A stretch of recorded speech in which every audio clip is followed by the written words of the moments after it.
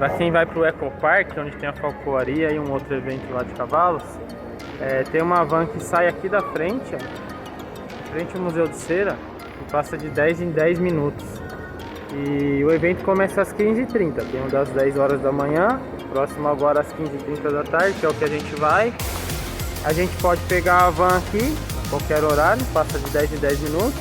Lá tem a fazendinha, tem outras coisas lá pra dar uma olhada. E aí quando der o horário dos eventos a gente assiste, volta pra cá. Beleza? Então mais uma dica aí. Ó pessoal, então ó, ali onde tá o dinossauro é a entrada do Dreamland. E a van para bem na portaria aqui na entrada do Museu de Cera. Essa aqui é a van. Tem até os desenhos ali da fazendinha e tal. Beleza? Fala pessoal, estamos aqui no Ecopark, onde tem uma apresentação de cavalo.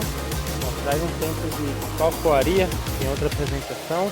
E é uma fazendinha, uma mini fazenda. Aqui é a entrada, onde a van traz a gente do Dreamland para cá. Essa daqui é uma das atrações. Passando pela entrada, a gente já tem a visão da fazendinha aqui. Logo de início tem um parquinho aqui para as crianças brincarem.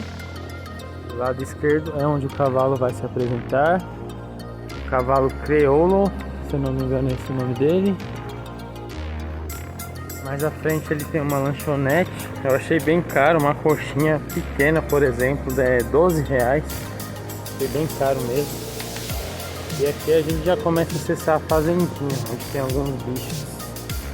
Dá uma olhada. Hoje tá bem vazio, uma sexta-feira, bem vazio mesmo. Não tem nada. Ali na frente tem uns lugares para fazer fotos, tem aquelas asas e tal. O pessoal gosta de tirar foto. Aí logo de cara aqui a gente já começa a ver os animais. Os primeiros que a gente consegue ver aqui é o porco. São porquinhos filhotes, bem dóceis. Bastante porquinho, a gente consegue até ter contato aqui com eles. E aí amiguinho, tá comendo? Ó, fazendo carinho. Será que é a mãe dele esse? Olha que barato. Contato aqui é 100%, dá pra colocar a mão. Vamos ver se ele é dócil. Oi amiguinho.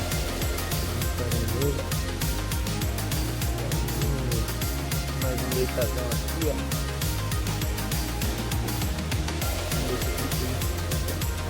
Carinho nele. Vem amigo. Olha como são dóceis. Ó, até deitou pra ganhar carinho. Parecendo um cachorro. Tem aqui a piscininha dele. Tá dentro. Na frente. E aí amigo? Tá comendo? Desse outro lado, um tratorzinho. Desse outro lado tem os coelhos. Estavam todos aqui fora. Agora eles entraram, não sei se é hora de eles comerem. Dá pra ver uns dois ali, ó. Ah lá, eles estão saindo de novo. São grandinhos, viu? Tô brincando, velho. Não sei se eles permitem entrar lá, mas vai vir perto da gente, vamos ver. Oi amiguinho. Como é que chama o coelho? Não sei. Olha, tá vindo, hein? Vem. Vem aqui pra gente fazer um carinho.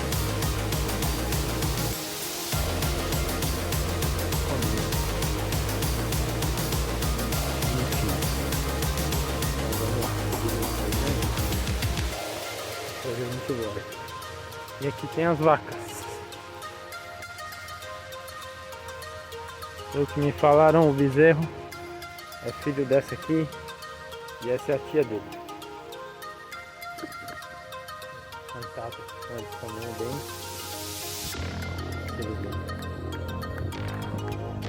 Não querem mim não.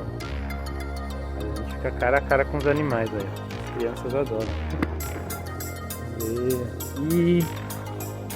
Acho que não tem nada, deve estar organizando ainda. Tem umas ovelhas. Oh, que legal. Vai alimentar ela agora, mestre? Ah lá.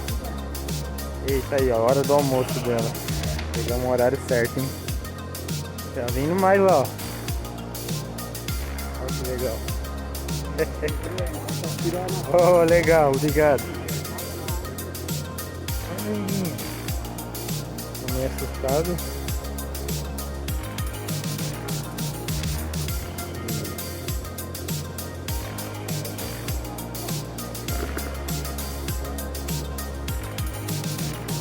Nossa, vou colocar a mão nela. Olha, parece aquelas blusas de lã mesmo, cara. As cobertas. Caraca. Hora do almoço. Ali na frente, imersão das aves. A gente tem contato com as aves. E aqui tem a lhama. É o Zé Felipe e a Virgínia.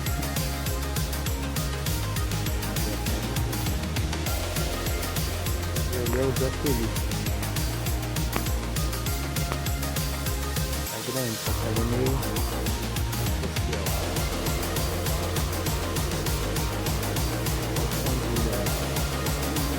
Do outro lado tem as avestruz.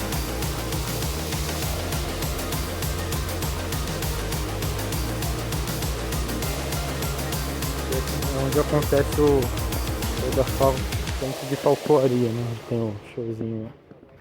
Começa às 16h30. Aliás, 16 horas, falcoaria, 15h30 o do cavalo.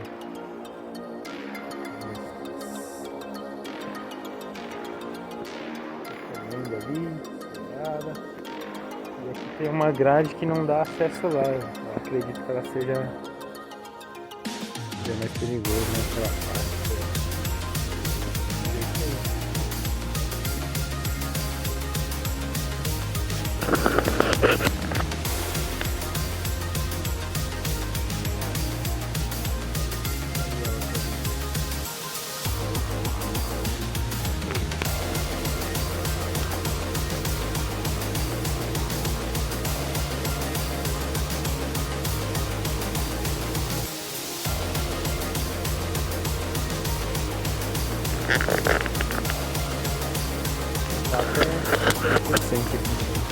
E aí saindo aqui, seguindo em frente, aliás, a gente chega na imersão das aves, que é onde a gente vai ter contato com as aves.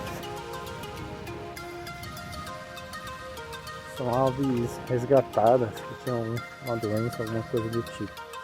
Aí aqui a gente precisa colocar os pés só para desinfectar os pés por conta daquela gripe aviária, né? A porta. A gente consegue acessar já. Nossa porta aqui, para evitar que ele fuja, né? Depois ele já tem contato com ele. Passa de comendo.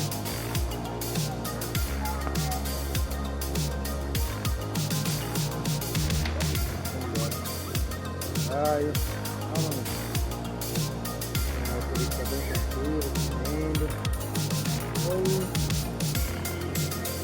Tudo bem, amigo? Vai vir dar um oi pra gente? É? Você é muito bonito, sabia? Bonito. Ah, tem mais um em cima. Tá deixando comigo. O outro tá descendo pra me dar oi.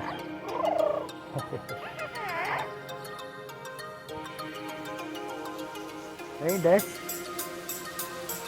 Ele ali não quer deixar ele descer. Vamos descer no gato, mais um ali no canto.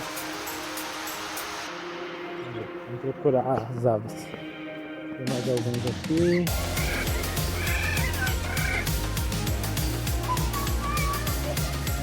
Eu tô vendo, cuidado, pra não machucar ele.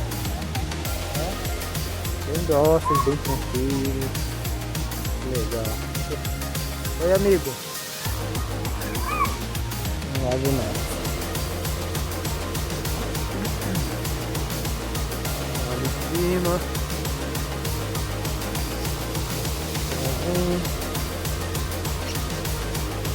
O que tá comendo? Tá comendo fruta? Melão. Ah, você gosta do melãozinho, né? Que bonitinho. Ração, frutinha. Banquete do bom e do melhor. Cachoeira particular aqui deles. Não tem nenhum. Ah, tem umas carpas ali, mas no vídeo não vai dar pra ver não. Aqui tem mais alguns peixes. Consigo identificar que peixe que é, né? Tem uns peixes ali. Tartaruga, ó. Tartaruguinha. Oi, amiguinha. Tá escondida aí no meio do mato.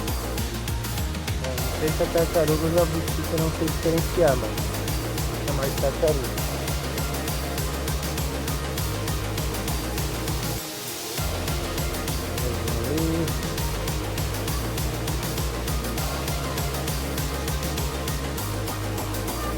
Tem uns voando aqui em cima de mim. Tomara que não me bique. Olha esse aqui andando. E aí, amigo, tudo bem? Tudo bem, amiguinho? O que foi? Você quer pegar o passarinho? Não pode. Olha lá. Olha. Será que ele não voa? Olha as araras lá. Vamos ver as araras. Você viu as araras?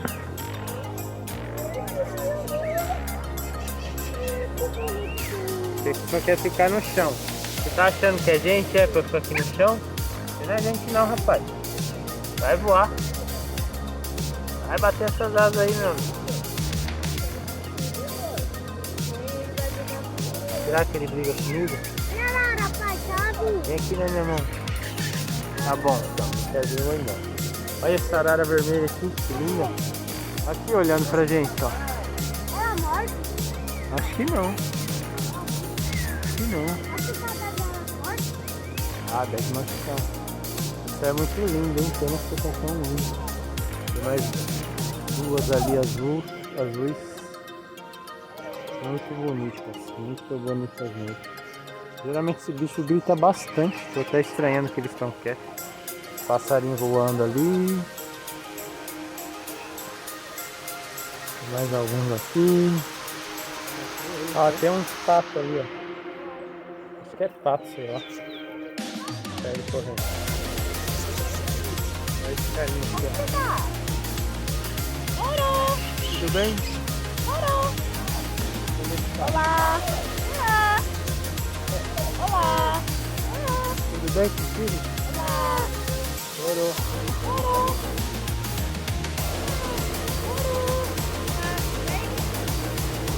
É isso, então. As aves. Bem legal, fantástico. Patinho aqui. Olha que bonito aquele pato. Diferente. Passarinho aqui, ó. Periquito. Fazendo a festa. Olha as patinhas aqui embaixo. Que bonito esse pato. Olha. Diferente, né? Será que é pato mesmo isso aqui? Tá achando meio diferente. É ganso? Ah, falaram que é ganso. Bonito, né? A cor dele. Tem marronzinho ali.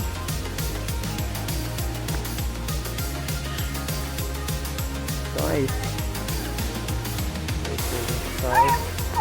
Sobe. Saindo aqui. Tem um lago ali na frente.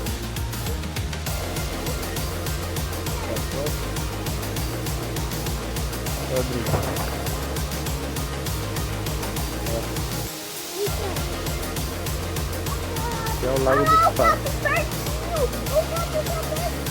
Tá pertinho, pato. Vamos lá ver. Vamos lá ver.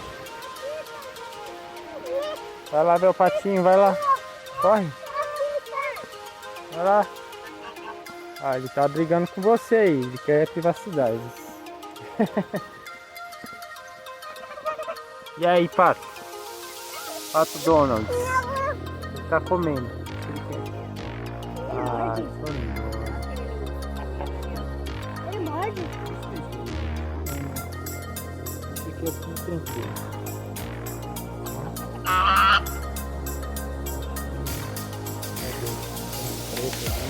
Ó, tem uma pontezinha ali legal pra tirar foto. Tem as asinhas aqui, ó. Aqui tem a outra lá. Os banquinhos pra ficar. Tem um espaço negro aqui. Aqui já tá mais na verde. Já tá fora.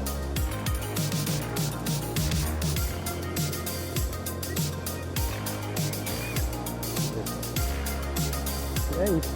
Essa é a fazendinha do Ecopark Greenland. É legal. Olha um pastinho filhote ali, ó.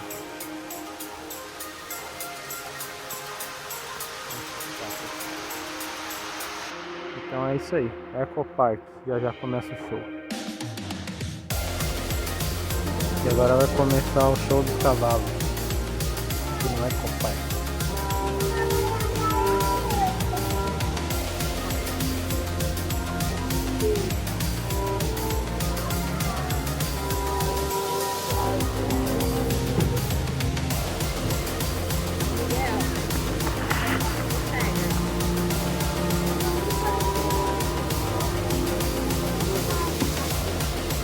Já começou bem, ó. Toma.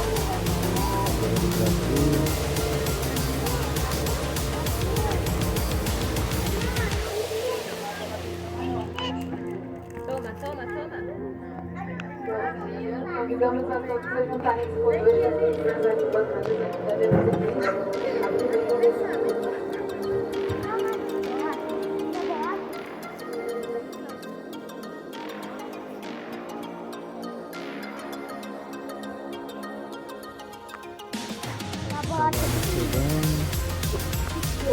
o cavalo de ouro.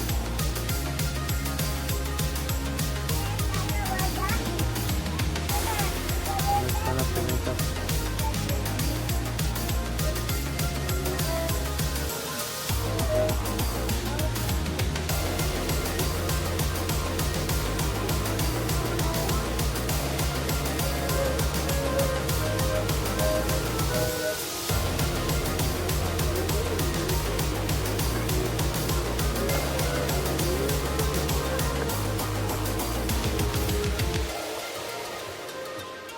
Há cerca de 400 anos, chegaram junto com os colonizadores esses mais jeitosos animais. Espalharam-se pelos campos e pampas do Rio Grande do Sul, Chile, Argentina, Paraguai, Uruguai, forjando essa raça através de uma seleção genética natural, tendo despertado assim o interesse de fazendeiros da época que começaram a realizar entre si competições para disputar quem seria o melhor animal. O mais belo, o mais ágil, o mais habilidoso, o mais resistente. Foi assim que nasceu a famosa prova da competição do freio de ouro, a maior prova de uma raça única, a raça do crioulo. E essa raça é o símbolo da região sul do país. E aqui no Green Park, enaltecemos um pouco mais da habilidade do cavalo crioulo.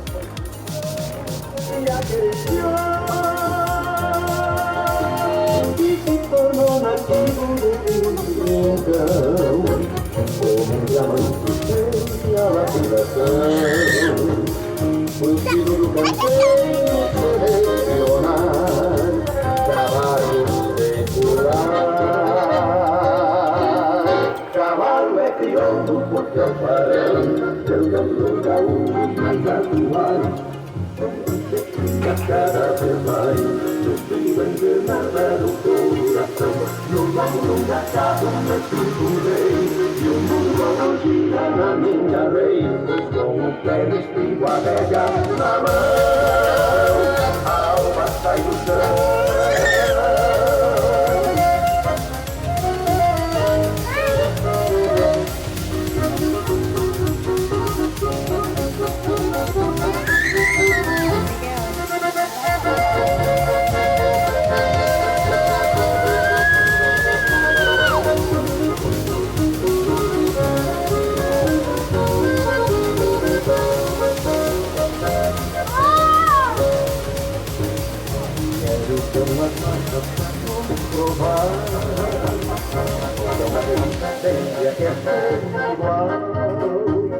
a exposição e o freio pra consagrar um biotipo lindo e mais funcional. Tudo campeiro testemunhou, motivo que montado se agigantou, e além de dar serviço passou a ter esposo de la vez. Cavalo anda solto pra um desafio, na randrada junto de um gavião, e num tiro de pasta para fio, e na espada da espada da cola do chão. A história de um amor que não tem mais fim, é a história do curioso e da paixão. Sonho pela rédea, o cavalo enfim, porque é o lindo platão. Cavalo é crioulo porque é o padrão, levando os gaúchos mais atuais. Sonho que se cria cada vez mais no mundo da inverno do coração. No mundo gachado, mesinho rei, o mundo gira na minha lei. Com o pé estribo a rédea na mão, a alma sai do chão. Cavalo é crioulo porque é o padrão, levando os gaúchos mais atuais. Você fica cada vez mais no mundo enganada do coração. No mundo gachado, mesinho rei, o mundo todo gira na minha lei. Com o pé estribo a rédea na mão, a alma sai do chão.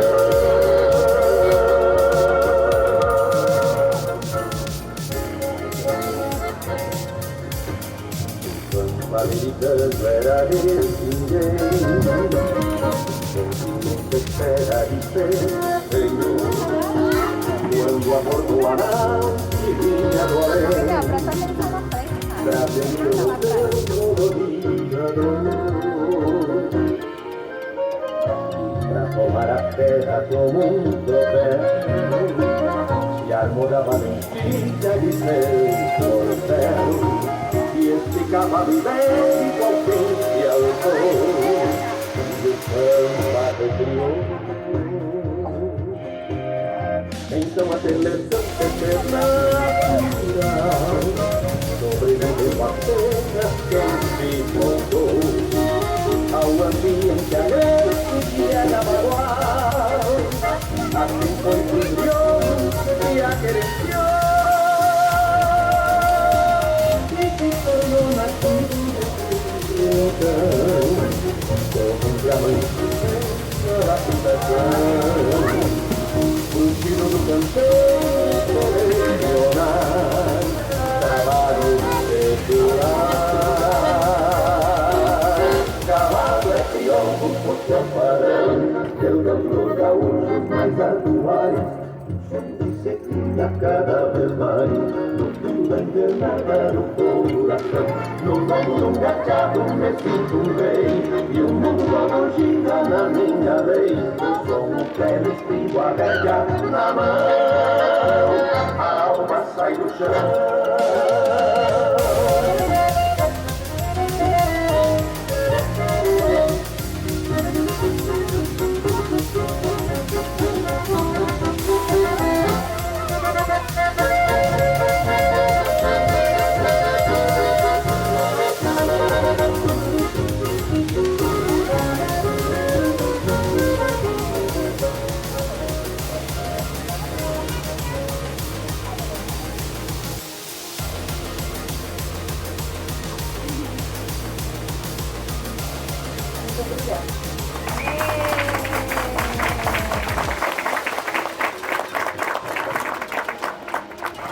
Bom, agora vocês viram um pouquinho mais da habilidade do cavalo crioulo, essa raça que é símbolo da região sul do país.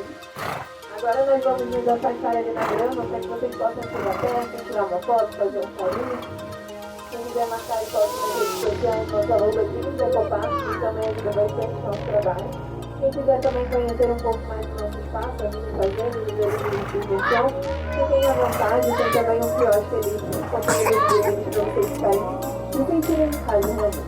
Então Não, nós vamos nos afastar e orientando você. Muito obrigada.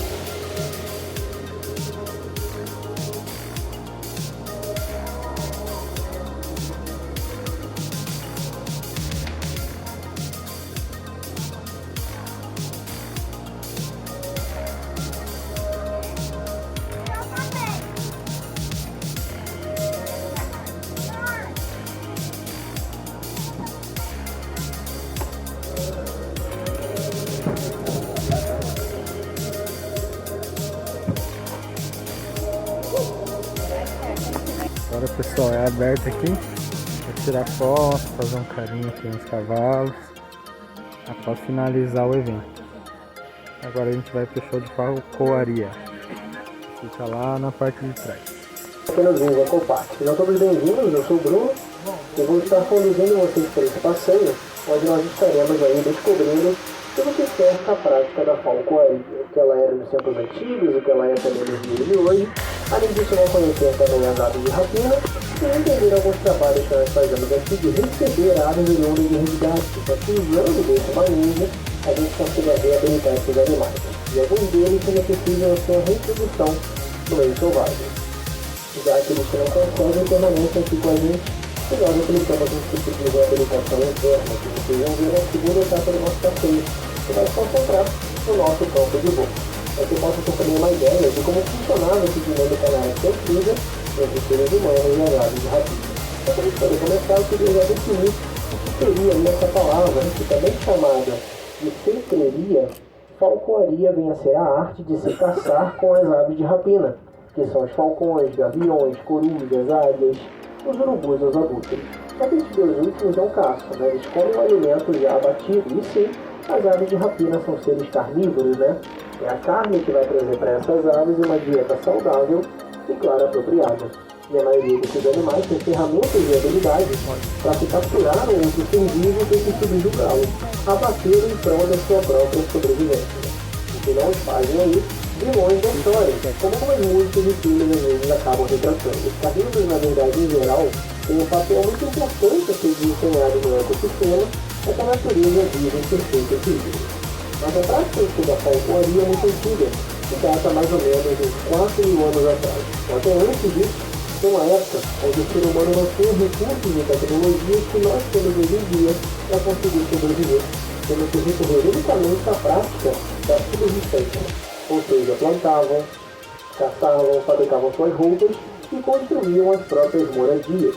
E muito por conta dessa vida mais rústica, em contato direto ao ambiente selvagem, o ser humano viu nas aves de rapina a parceria para se fazer essa caça de subsistência. E daí nasceu o que nós conhecemos até hoje como falcoaria, onde o ser humano e a ave de rapina trabalham juntos, cooperam e se beneficiam dessa relação. O ser humano conseguindo a carne que vai suprir seu sustento, ele da sua família, né? A ave de rapina que também recebe parte dessa alimentação por conta do seu trabalho de caça, e que estando junto a um falcoeiro ou falcoeira, aquele rapinante, além de uma chance muito maior e mais fácil de conseguir caçar, até porque não é uma tarefa simples naturalmente, né? A ave pode contar também com um tipo de proteção e até mesmo cuidado veterinário caso haja alguma necessidade. E isso tudo sendo muito diferente de uma ave sozinha, né, por conta própria, no meio selvagem, onde ela tem que enfrentar e arcar com todo tipo de desafios e consequências. E trazemos muito dessa falcoaria antiga para os dias de hoje, aplicamos a sua prática para desempenhar outros trabalhos, porém não somente a prática, alguns equipamentos também. Eu queria começar a mostrar pela luva de couro que o falcoeiro utiliza, feita de maneira manual e artesanal, para que seja possível manejar com conforto e segurança esses animais, que têm suas garras, né, muito afiadas e pontiagudas, tendo isso para conseguir virar os rapinantes. O nome rapina vem de raptar, pegar e levar. Então vamos fazer aí muito presente e muito importante.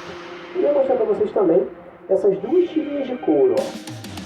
Vocês vão perceber nas aves de rapina enquanto estiverem aqui fazendo o seu condicionamento. E elas são chamadas de jets.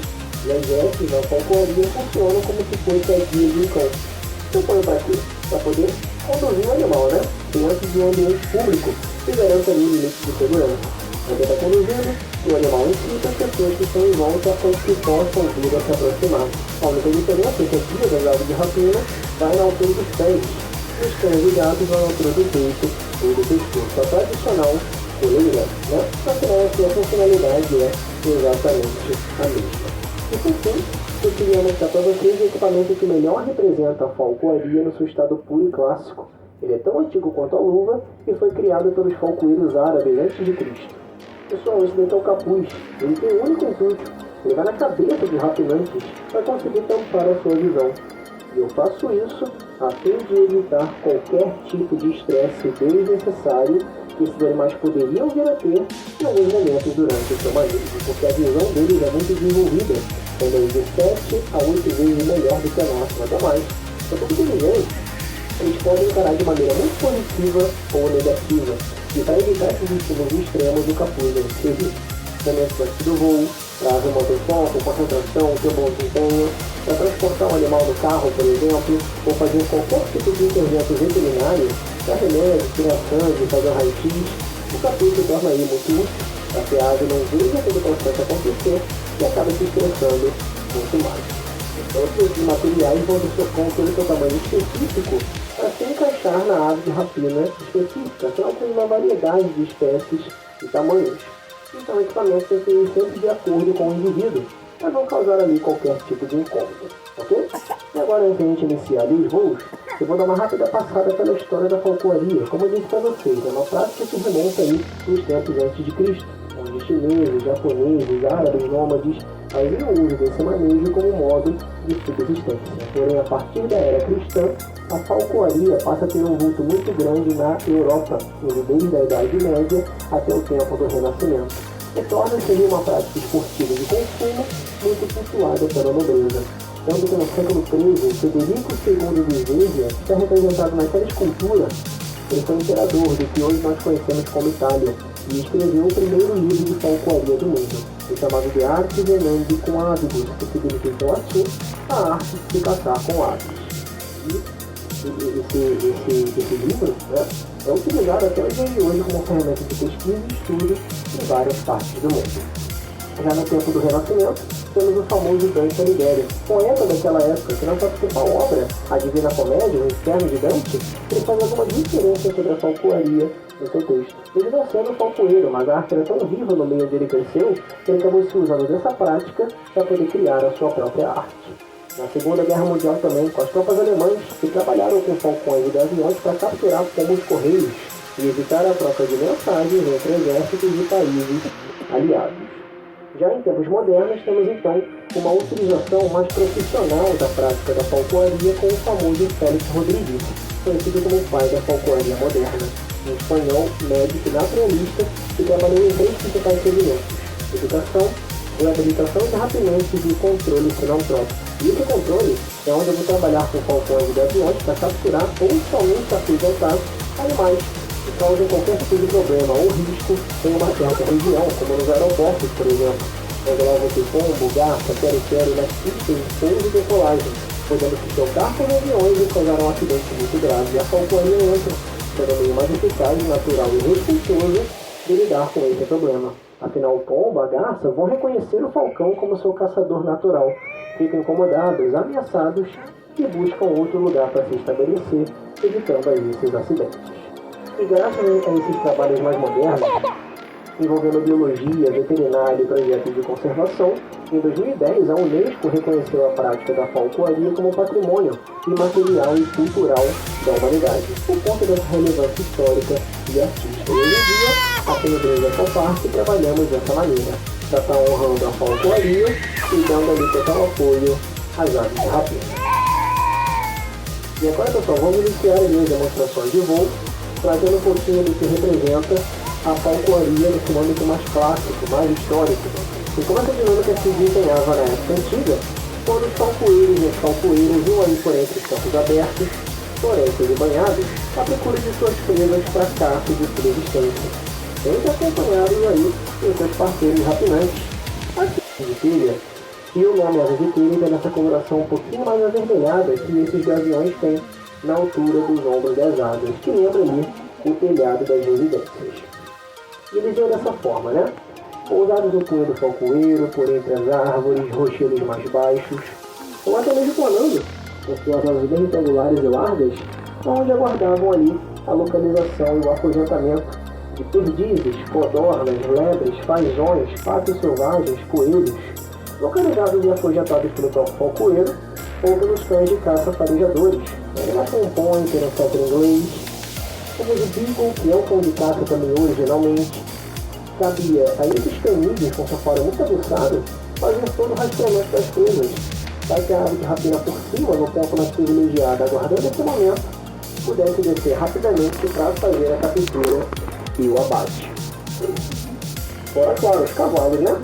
Que auxiliavam toda aquela equipe na travessia por entre ambientes mais inóspitos, mais íngremes, de um acesso mais complicado, sendo mamíferos preparados naturalmente para conseguir se deslocar, com muito mais facilidade, destreza e precisão.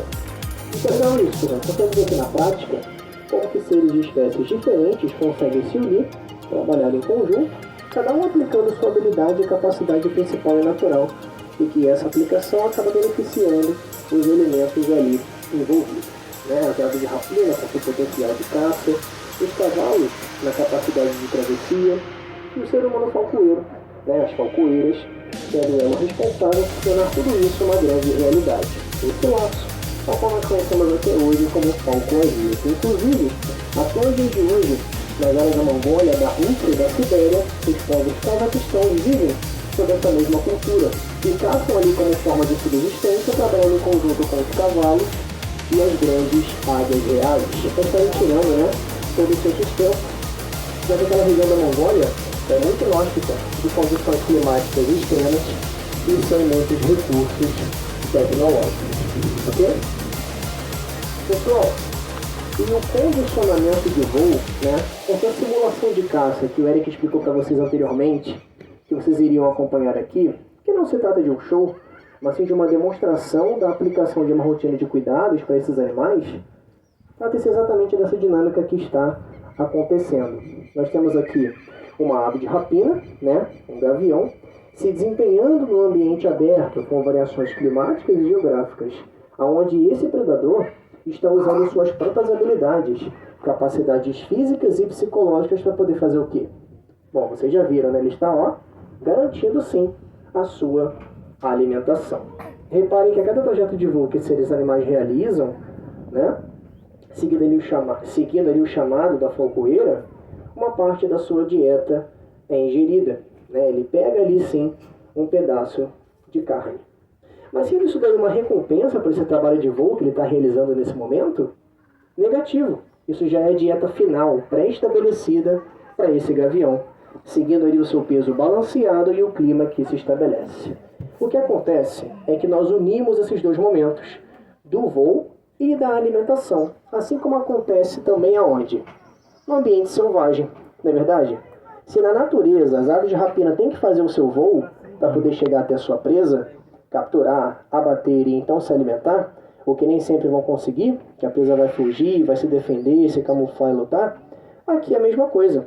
Só que diferente de presas vivas, vamos trabalhar com manejo, técnica e equipamentos da falcoaria, para poder fornecer a esses animais toda a vivência, experiência e adrenalina de uma caça selvagem, para que possam usar suas ferramentas naturais, comportamentos e instintos, e assim se desenvolver na sua forma física e também psicológica. Tanto que ao final do condicionamento, observem, a ave retorna para o seu recinto, porque durante esse trabalho de caça, o gavião sujou as suas garras, sujou o seu bico, embaraçou as suas penas, teve um desgaste físico por conta do trabalho de voo que ele desempenhou aqui. Então ele vai utilizar esse momento agora, após a sua alimentação, para fazer as suas manutenções corporais. Ele vai relaxar, descansar, realinhar as suas penas e assim digerir o alimento perfeitamente, se mantendo sempre higienizado, ok? Vocês acabaram de ver aqui uma ave clássica da falcoaria, porém agora nós vamos entrar na parte institucional do nosso passeio, do apoio aos rapinantes. Nesse momento vocês vão acompanhar o desempenho de voo de aves que nunca foram trabalhadas dentro dessa arte, mas ainda assim conseguimos estender as suas técnicas para dar apoio a esses animais. Esse daí é um gavião carijó, ele é bem comum na região, na Mata Atlântica de maneira geral é uma espécie abundante, porém esse indivíduo chegou pra gente com alguns problemas, Ele chegou desnutrido, desidratado, com as penas de voo quebradas, porque ele era mantido sob um manejo inadequado. uma pessoa retirou esse animal da natureza, muitas vezes as pessoas acabam cometendo isso sem saber que estão cometendo um crime ambiental, quando retiram animais da natureza, mas acabam fazendo isso, às vezes, até numa tentativa de fazer uma boa ação. E, às vezes, acabam realmente tratando esses animais de maneira inadequada. Foi o que aconteceu com ele, porque a pessoa que pegou ele provavelmente foi lá no Google e pesquisou o que um gavião come, aí o Google vai responder, come carne. E a pessoa, numa tentativa de facilitar a vida desse gavião, oferecia carne moída para ele. Só que carne moída não oferece os nutrientes necessários para uma ave de rapina. Eles precisam de vísceras, ossos, pelos, penas, cartilagem, para que eles tenham uma nutrição saudável e adequada. Então, por isso que quando ele chegou aqui, ele chegou bem debilitado e não conseguia fazer pequenos voos como esses que ele está fazendo hoje, mas hoje ele está fisicamente bem, né? E conservado, porém, psicologicamente, ele sofreu alguns traumas e um desses traumas aí acabou fazendo com que ele tivesse uma característica a qual nós chamamos de imprinting. O imprinting é quando o animal se reconhece como semelhante ao ser humano. E isso é um grande problema, porque quando o animal se enxerga como semelhante, ele sempre busca na figura humana o auxílio às suas necessidades básicas. Ele não sabe caçar por conta própria, ele sempre espera a alimentação do ser humano. Por mais que a gente tente ensinar isso para ele, na verdade ele não consegue entender que ele precisa caçar sozinho, né? Então, se a gente solta esse animal na natureza, seria como se fosse um abandono de incapaz. Seria como se nós falássemos para as nossas crianças que elas se virem e façam sua comida, vá morar sozinha, mas na verdade elas precisam da ajuda de outras pessoas. Esses indivíduos também precisam da ajuda de outras pessoas e por isso é importante zelar por empreendimentos de fauna que sejam de boa qualidade para atender da melhor forma esses animais que necessitam, né? Esses empreendimentos de fauna são zoológicos, CRAs, setas, santuários. E aqui o Dreams Eco Park também entra como um empreendimento de fauna que também dá apoio a essas aves, né? Aqui, no caso, a falcoaria é um dos manejos mais adequados para lidar ali com a ave de rapina, né? Porque se trata de um manejo que busca evidenciar os instintos naturais desses animais. Eles estão realizando aquilo que eles realizariam no meio natural, ou mais próximo daquilo. Porque se no meio natural essa ave precisaria voar até a sua presa para capturar e poder se alimentar, aqui nós cobramos uma dinâmica parecida, para que ele realmente consiga realizar os seus voos para conseguir capturar ali aquela presa e se alimentar, né? É uma simulação dessa atividade de caça natural desses animais, e isso garante o bem-estar desses animais que ficam sob ambiente controlado, né? Mas mesmo que ele não consiga retornar à natureza, o manejo da falcoaria proporciona que ele tenha uma experiência com o meio externo, porque ele está realizando seus voos nesse ambiente aberto, onde ele tem também a possibilidade de encontrar com outros animais e visualizar outros animais, ouvi-los, né? Vivenciar toda essa experiência que o meio natural proporciona. Mesmo assim, ao final do seu condicionamento, assim como todas as outras aves, ele também vai retornar para o seu recinto, porque assim como qualquer predador, depois que se alimentam, eles buscam um local seguro para digerir essa alimentação com tranquilidade. E aqui eles entendem que esse local seguro é o seu recinto, onde ele vai ter a disponibilidade de descansar e digerir essa alimentação. E também tem a disponibilidade de água, onde ele vai poder se higienizar depois dessa alimentação também, onde ele se sujou de sangue e tudo mais. Então, depois do seu condicionamento, ele tende a retornar para o seu recinto. De vez em quando ele para, pensa um pouquinho, até que ele pousa ali em outro lugar e vai indo, né, do jeito dele. Esses animais que são imprintados, né, eles possuem diversas características diferenciadas que fazem com que ele voltou, ele gostou de vocês aí, ó. Quer aparecer mais um pouco. E eles possuem diversas características que fazem com que ele realmente não consiga sobreviver sozinho, sobreviver por conta própria. Para vocês terem uma noção de como funciona o imprinting é como se fosse aquela história do Tarzan, que ele viveu muito tempo com os macacos e acabou se reconhecendo como um macaco também. Para esses animais funciona dessa forma também, ele acaba se reconhecendo como um ser humano igual a gente, né? E quer se manter próximo aqui a gente. Aí eles retornam para o seu recinto e agora nós vamos receber um outro animal que sofreu um outro tipo de problema. Além das pessoas que pegam animais da natureza numa tentativa de ajudar, né, acabam realizando ali crimes ambientais sem saber, mas a tentativa é boa. Mas só que existem pessoas também que retiram animais da natureza numa tentativa de obter lucro de maneira ilegal. E isso é o tráfico de animais silvestres. Foi o que aconteceu com aquele indivíduo que já está vindo ali, porque a simbologia da imagem desse animal está sempre atrelada a muitas coisas, né? Então, diversas simbologias como sabedoria, inteligência, são símbolo dos professores, aparecem em filmes como o Harry Potter. Alguém já sabe do que eu estou falando? Exatamente. Então, as corujas, como aquela coruja Suindara, muitas vezes quando ela chega aqui, as pessoas já, ai meu Deus, a coruja, que linda, né? Realmente são seres muito belos e que acabam trazendo para as pessoas muitas coisas positivas, né? Que as pessoas atrelam a esses animais. Então, por conta disso, mesmo que sejam coisas legais, interessantes, por conta de toda essa carisma que as pessoas atrelam às corujas, muita gente quer ter as corujas como pet, quer ter uma coruja dessa em casa, como um gatinho, por exemplo. Mas eles não são pet.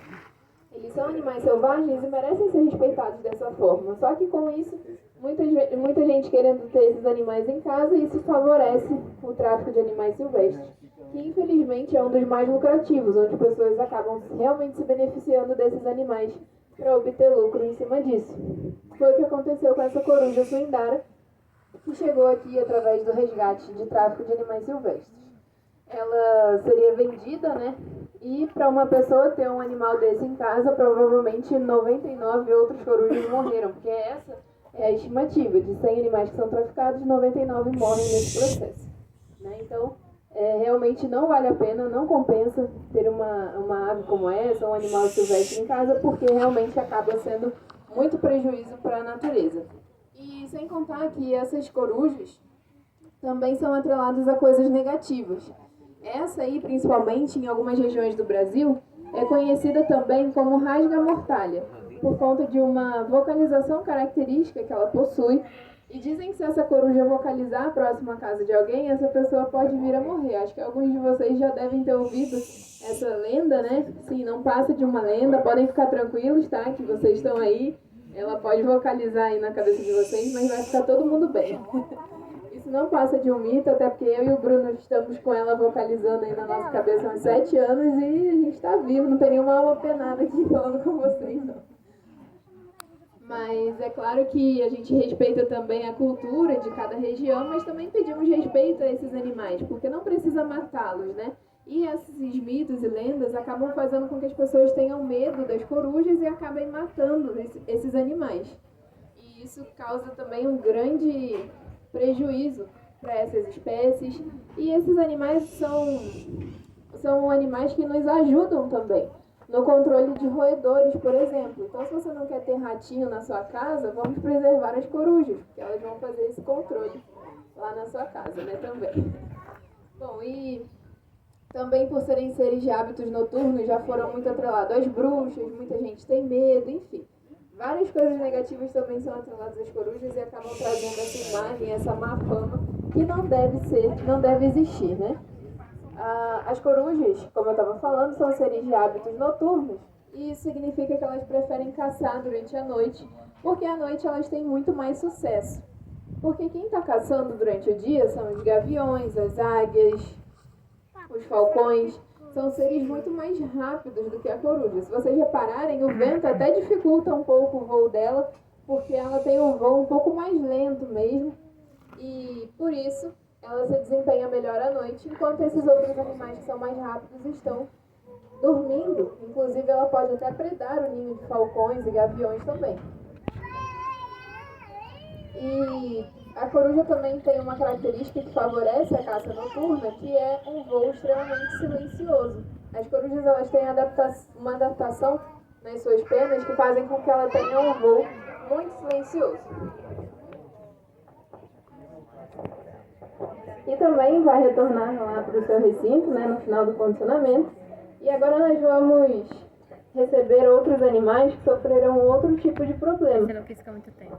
Que além de todos esses que vocês viram, né, existe também a expansão do ser humano, que acaba invadindo o habitat natural de muitas espécies, e isso faz com que esses animais não tenham como fazer ninho nas árvores, por exemplo, vão fazer ninho nos forros das casas das pessoas. E as pessoas não gostam muito disso quando isso acontece, né, porque às vezes faz muita bagunça, e aí esses ninhos são desapropriados. Foi o que aconteceu com esses 3 jovens de urubu de cabeça preta. Quando eles chegaram aqui, ainda era uma bolinha de pena branca, 3 bolinhas de pena branca, que aprenderam a andar com o Rafael. Vocês vão ver que anda igualzinho a ele também. E esses animais, quando eles chegaram filhotes, porque muitas vezes as pessoas acabam interferindo no ninho das aves, achando que estão fazendo uma boa ação quando pegam um filhotinho que caiu do ninho e colocam no ninho novamente. Falam, eu protegi um filhote, fiz minha boa ação do dia. Mas, na verdade, eles estão atrapalhando o seu desenvolvimento, porque quando o filhote ele é influenciado com o cheiro do ser humano, automaticamente os pais biológicos rejeitam esses animais. Foi o que aconteceu com esses 3 filhotes de urubu de cabeça preta. Hoje eles já são jovens, né? E estão se desempenhando muito bem no seu voo, porém eles também sofrem desse imprinting. Também são animais que, como não tiveram como aprender com seus pais biológicos, acabaram não sabendo se reconhecer como urubu de cabeça preta e não sabem se localizar com o bando no meio natural. Isso é extremamente importante. Eles acham que o bando deles somos nós, né? Eu, Rafael, Bruno, eles acham que são da nossa família. Podia até ser da minha, porque eu sou flamenguista, então eu adoraria, né? É claro que muita gente também olha muito torto, né, para os urubus. Principalmente quem não gosta do Flamengo, né? E já não gosta de urubu, já fala que urubu é sujo, é fedorento. Mas, na verdade, esses animais são extremamente higiênicos. Muito pelo contrário do que as pessoas imaginam. Os urubus, por terem que se alimentar de carniça no meio natural, eles estão sempre em contato com muitos micro-organismos e bactérias que podem contaminar o seu corpo. Então, por isso, depois que eles se alimentam, eles buscam uma fonte de água para tomarem banho e se limparem daquelas possíveis bactérias ali presentes na carniça. Então, são animais que sempre estão se higienizando, tomando muito banho de sol também. Então, é muito raro, né? As pessoas que olham para o urubu de cara feia assim, achando que eles são sujos ou maus, né? Esses animais, eles também têm algumas características, além de serem desengonçados, né? Porque eles têm uma envergadura de asa muito grande, né? Então no solo eles não são muito... Eles são um pouquinho desengonçados mesmo. Olha lá, o jeito que anda igualzinho o Bruno, ó.